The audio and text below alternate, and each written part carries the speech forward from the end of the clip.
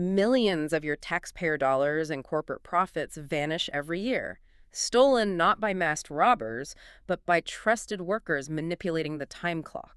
Yeah, it's a massive invisible drain on the system, and it's happening right under our noses while the rest of us put in an honest day's work. Right. I mean, imagine someone walking into your local city hall, opening the main vault, and just casually walking out with a duffel bag full of cash. You would be outraged. Oh, absolutely. People will be marching in the street. Exactly. But we are looking at a tidal wave of public sector payroll abuse right now that achieves the exact same thing, and the numbers are just, well, they're absolutely staggering. Let's look at the New York Police Department. They just blew past their budget to spend $1.1 billion on overtime in a single year. Wow. $1 billion. Yeah. And we are talking about just 4 officers grabbing over $600,000 in extra pay alone. That averages out to $150,000 each on top of their base salaries. You know, when you scale that kind of abuse across an entire department, the fiscal damage is just catastrophic for the taxpayer. And it is not just New York. No. Pivot over to Massachusetts. 46 state troopers from a now disbanded unit faced serious discipline, and 10 faced actual criminal charges. Right, because of the shredded documents, right? Exactly. They were claiming hours they never worked and literally shredding documents to cover up the theft of taxpayer money. Then you have the retired Boston police captain who rigged the evidence warehouse shifts. He set it up so his officers worked only 2 hours but billed the taxpayers for 4. Unbelievable. He personally pocketed $120,000 in fake overtime. And out on the West Coast, the San Francisco BART transit system just spent $96 million on overtime. They openly admit their systems are highly vulnerable. That allowed 57 transit employees to more than double their base salaries last year. So, okay, let's unpack this. Yeah, it's a vital topic for anyone who pays taxes or invests in the stock market. Yeah. Because when workers steal time, I mean, they are directly siphoning resources from the community and the shareholders. That is the mission of this deep dive. We have a massive stack of legal journals, forensic accounting reports, and investigative news articles in front of us. We're going to figure out exactly how workers steal time, how this lack of fiscal responsibility drains your wallet, the digital tools that smart companies use to fight back, and the legal actions you can take when management fails to protect your hard-earned money. It is entirely about accountability. Whether it's government waste or corporate mismanagement, we just cannot stop the theft until we understand the exact mechanics of how it is being pulled off. Right. Because it is one thing to have a buddy clock you in for an extra 15 minutes. But pulling hundreds of thousands of dollars out of a public budget, that requires way more than a clever trick. Let's look at the exact playbook they use. How does a simple piece of paper or a digital time card turn into the #1 source of employee theft in the entire country? Well, it happens because time theft is insidious. The Association of Certified Fraud Examiners reports that payroll fraud is the top source of employee theft, and the average scheme lasts 2 full years before anyone notices. 2 years. Yeah, 2 full years. And it starts with simple vulnerabilities. Like, a major one is buddy punching, where one worker clocks in or out for an absent friend. I see that term a lot, but let's be real about the impact. It's not like high school where your buddy yells present during roll call so you don't get detention. This is more like paying a valet to park a car that isn't even in the lot over and over again and sending the bill to the taxpayers. That is a much better way to frame it. The absent worker is getting a cut of the budget for providing zero labor. Then you have falsified time cards. This is where workers actively claim hours they did not work. So arriving late, leaving early, that kind of thing. Yeah, or taking unauthorized breaks. Sometimes they even forge a supervisor's physical signature to get fake overtime approved through the accounting department. But the forensic reports outline schemes that get much more advanced than just forging a signature. Like the ghost employees. I saw the note about ghost employees in the forensic reports. I assume this isn't just making up a fake name, right? Because they have to actually generate a real W-2, pay payroll taxes, and route a direct deposit into a real bank account. If I type a fake name into a modern HR system, it's going to flag it immediately. Exactly. So they usually aren't creating people from scratch. That leaves too much of a digital footprint. Instead, they exploit the gap between the human resources software and the payroll software. Oh, interesting. How do they do that? A fraudster with access will often resurrect a recently terminated employee or maybe a former contractor. They reactivate the dormant profile in the payroll system, but they change the direct deposit routing number to their own personal checking account. Wow. So the system thinks it is paying a real person who used to work there, but the money is funneling straight to the fraudster. You got it. That is terrifyingly simple. I mean, they're using the company's own historical data as a mask. Yeah, and it gets bolder. There's also a highly lucrative scheme called borrowing tax withholdings. I have to admit, this one stumped me. How does an employee intercept corporate tax payments without triggering an immediate banking alert or a massive IRS audit? The mechanism is actually brilliant in a criminal sense. Every time payroll runs, the company holds back a portion of everyone's paycheck for federal and state taxes. But they don't send that money to the government every single day. Right. They do it quarterly, usually. Yeah, they usually hold it in a treasury account and remit it to the IRS in large quarterly batches. So there is just a massive pool of cash sitting there for months. Precisely. A corrupt payroll manager intercepts that massive batch of cash before it goes to the government and routes it to an interest-bearing shadow account that they personally control. Wait, they just move the company's tax money into their own account? Yeah. And they let millions of dollars sit there for 89 days, generating a massive yield. Then, right before the quarterly deadline, they wire the original principal amount to the IRS, but they keep the generated interest for themselves. Wow. So the IRS never flags it because they get paid their exact amount on time. The company doesn't flash because the tax bill says paid. The employee is just floating the cash and acting as their own private bank. Yep. And it only happens because the people in charge are simply not watching the movement of the money. Which brings us to the core issue of systemic failure. Clever tricks are one thing, but allowing a worker to float millions of dollars or resurrect dead employee profiles means the managers have completely failed to watch the store. I mean, they are leaving the vault wide open. What's fascinating here is the case of Grady Memorial Hospital in Atlanta. This is the city's largest public hospital, heavily reliant on public funds. Their payroll director, a man named Donald Thomas, had almost total control over their payroll system. He took a lot, right? Oh, yeah. Over the course of 3 years, he embezzled over $480,000. $500,000 pulled out of a public hospital. I have to push back here. If this guy was moving that kind of money over 3 years, how on earth did nobody in accounting or human resources notice? Where were the bosses? Well, to understand how he got away with it, you have to understand what forensic accountants call the fraud triangle. For workplace theft to occur, 3 elements must be present, pressure, rationalization, and opportunity. Okay, pressure, rationalization, and opportunity. Right. So Donald Thomas may have felt financial pressure, and he may have rationalized the theft by telling himself he was underpaid.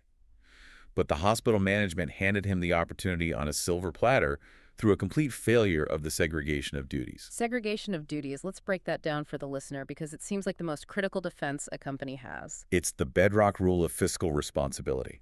You never let the same person who calculates the money be the person who approves the money. The person who writes the recipe cannot be the one who tastes the soup. Right, you have to separate the jobs to destroy the opportunity for fraud. Exactly. But Thomas controlled everything. He prepared the payroll data, he initiated the severance and vacation pay for former employees, and he personally approved the disbursements. He basically held all the keys to the vault. So there were absolutely no checks and balances. He was auditing his own theft. He was. And he was not caught by his managers, and he was not caught by an internal audit. He was only caught because an ex-employee happened to look at their W-2 tax form and noticed the income numbers looked artificially high. Wait, really? A W-2 caught him? Yeah. He was faking severance pay under their names, routing it to a business account he controlled, but the system still generated a tax form for the ex-employee. When one person holds all the power, corruption just thrives. That sounds exactly like the retired Boston Police captain we mentioned earlier, Richard Evans. The mechanism of the theft is the same. It is the exact same systemic failure. Captain Evans was the commander of the evidence warehouse. He was the ultimate boss of that unit. Right. And because he was the boss, the department allowed him to approve his own unit's overtime slips without any secondary verification. He approved his own fake hours. He had his officers splitting a 4-hour shift. Half the guys would work from 4 to 6 p.m., the other half would work from 6 to 8 p.m., but he let everyone bill the taxpayers for the full 4 hours. Yep. And then, according to the investigations, towards the end, they stopped showing up for the last couple of hours altogether. And because there was no segregation of duties, because his superiors treated his rank as a substitute for actual verification, the taxpayers bled hundreds of thousands of dollars. I mean, Evans alone took $120,000 in fake pay on top of his $200,000 base salary. It makes your blood boil. The opportunity leg of that fraud triangle was just miles wide. It really does. But since human trust clearly fails us, and bureaucrats clearly cannot be trusted to watch the store, we need physical blockers. The sources point heavily toward how modern businesses build rigid digital fortresses to lock down their money. Right, because when segregation of duties fails on a human level, technology is the only way to enforce true accountability. Here's where it gets really interesting. The sources detail software solutions that remove the human element entirely. We are talking about biometric scanners. Exactly. You cannot buddy punch for your friend if the time clock requires an actual fingerprint or a retina scan to unlock the system. You physically have to be present. And as the workforce becomes more distributed, companies are using GPS geolocation for remote workers. I was reading about this. If a worker uses their mobile phone to clock in and claims they are at a specific construction site or field office, the GPS tracks their exact coordinates. And spoofing a phone's GPS is incredibly difficult for the average user, right? Very difficult. They cannot clock in from their living room couch and claim they are on site. These tools create a rigid geographical boundary. But the most powerful tool management has is something called an audit trail. An audit trail sounds like a basic log, but the forensic reports treat it like the holy grail of fraud prevention. How does the mechanism actually work? Think of it like the version history on a shared Google document. If an employee goes into the accounting software and tries to alter their hours or delete a fake check they wrote to a ghost employee, the system does not just block it. It records it. Oh, it takes a permanent, unalterable snapshot of exactly who tried to change the data, at what specific computer terminal down to the millisecond. The eraser leaves a brighter mark than the pencil. So even if they try to cover their tracks, the very act of covering their tracks becomes the evidence used to fire them. Yes. It makes the records tamper-proof. Yeah. And modern software does not just sit there passively waiting for an auditor to look at the version history. It frags things automatically. Yeah, it actively monitors the data streams in real time. You can set up automated alerts. If multiple paychecks are suddenly being routed to the exact same bank account, which is the ultimate red flag for a ghost employee scheme, the software freezes the transfer and flags the manager instantly. Which makes me wonder about the psychology behind the BART transit scandal in San Francisco. They spent $96 million on overtime. The technology exists to stop this. If you are managing a $96 million budget overrun, you don't just shrug. Are they actively ignoring the data, or is it just bureaucratic laziness? Why rely on blind guesses? Well, the BART audit showed it was a culture of taking the path of least resistance. Management treated overtime as an inevitable weather event rather than a controllable variable. So they just accepted it. Yeah, instead of using predictive models or real-time tracking to see why overtime was spiking, they just looked at the previous year's bloated budget and copied that number into the new spreadsheet. They treated past failure as the baseline for future spending. That is infuriating. Exactly. They had a legacy timekeeping system that could not extract the basic reasons for why the overtime was happening. They granted broad, unchecked authority to floor managers to approve time cards without digital checks and balances. And that is how 57 transit workers doubled their salaries. It was a complete failure to utilize the digital tools available to them. So technology can easily stop the thieves. But what happens when the bosses refuse to use that technology? When a company's leadership ignores the audit trails and bleeds cash, how do the actual owners of a company, the shareholders, force management to pay for their negligence? Well, if we connect this to the bigger picture, this is where the legal system steps in to protect private property and investments. Yeah. Shareholders have the power to file corporate lawsuits against management to force accountability. Okay, but there's a catch, right? Yeah, the legal roadblock is knowing which type of lawsuit you are legally allowed to file a direct claim or a derivative claim. Let's translate that out of legalese, because if I am holding a portfolio of stocks and I see a company bleeding cash due to payroll fraud, I want to know my actual rights. What is the mechanical difference? So a direct claim is a lawsuit you file when you, as an individual shareholder, suffer a specific direct harm. For example, if corrupt management denies your personal right to vote your shares at an annual meeting, or they breach a specific contract they signed with you. And if I win a direct claim? If you win a direct claim, the awarded damages go directly into your pocket. Because I was the one who took the direct hit. Correct. Now, a derivative claim is an entirely different mechanism. This is a lawsuit you bring on behalf of the entire corporation.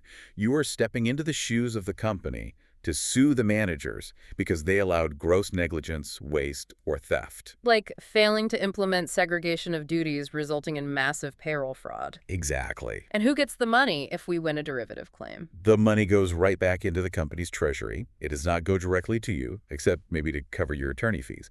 The goal is to repair the whole ship that management damaged, rather than handing out lifeboats to the individual shareholders. So, what does this all mean?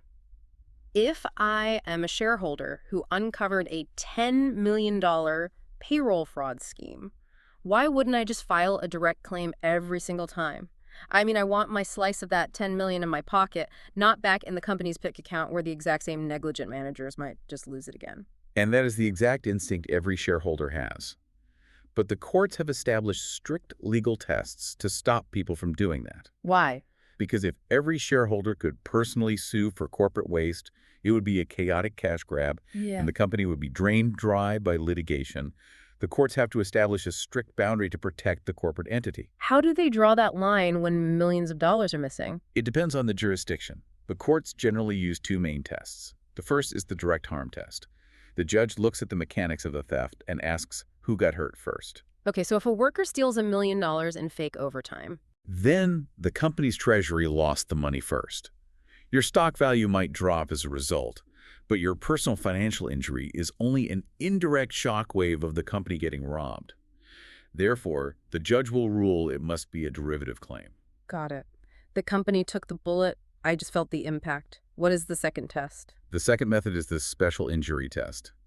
A judge will ask, did you, the shareholder, suffer a totally unique injury, or did the whole company lose value equally? Let me guess. If the stock price drops across the board because of a payroll scandal, every single shareholder lost money equally. Right. There is nothing special about your loss compared to mine.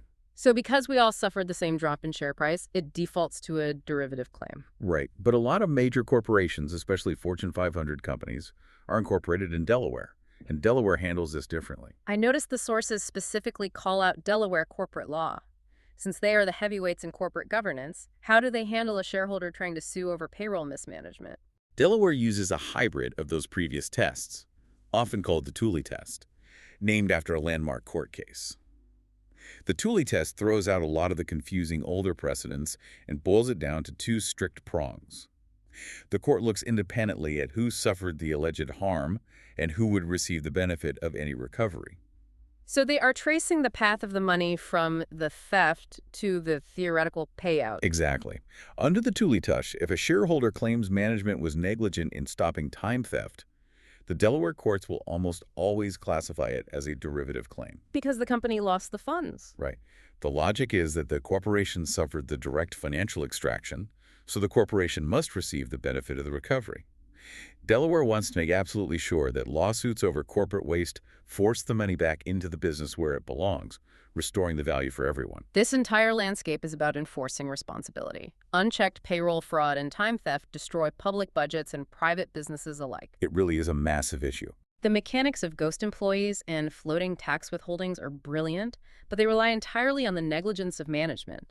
Strong technology like biometric scanners and unalterable audit trails, combined with decisive legal action like derivative claims, give taxpayers and investors the power to fight back against this waste. It is about recognizing the vulnerabilities, closing the vault, and holding the people who possess the keys accountable for their failures. Because at the end of the day, whether it is a billion-dollar police overtime budget funded by your local tax dollars, which means less money for repairing the trains or fixing the roads, or a company's profit margin taking a hit, which directly lowers the dividends in your 401k retirement portfolio, you are the one paying the price when workers steal time.